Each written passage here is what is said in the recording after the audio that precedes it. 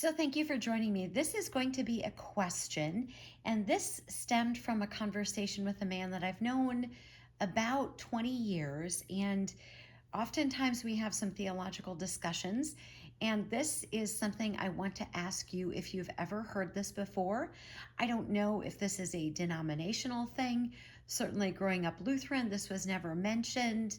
I've never heard this talked about in the Baptist church or when I went to the AG church, but I'm going to ask you a question and perhaps you've heard of this. And if so, please comment below so that those comments hopefully can be seen and shared by all. So we know that there are crowns and there are rewards, and certainly the things we do for the kingdom are not what saves us. We know we are saved by faith through grace.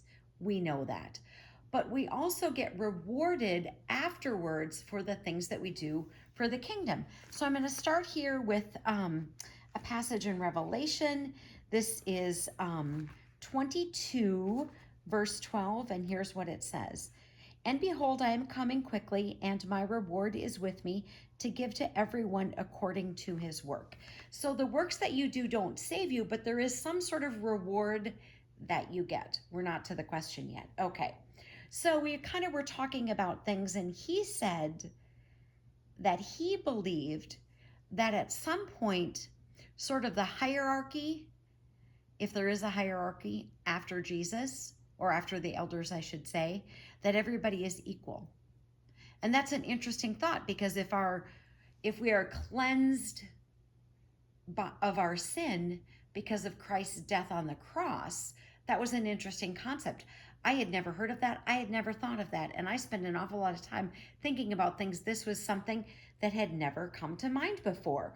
So I thought this would be a great thing that we could talk about this in a video. So what I want to do here is also share.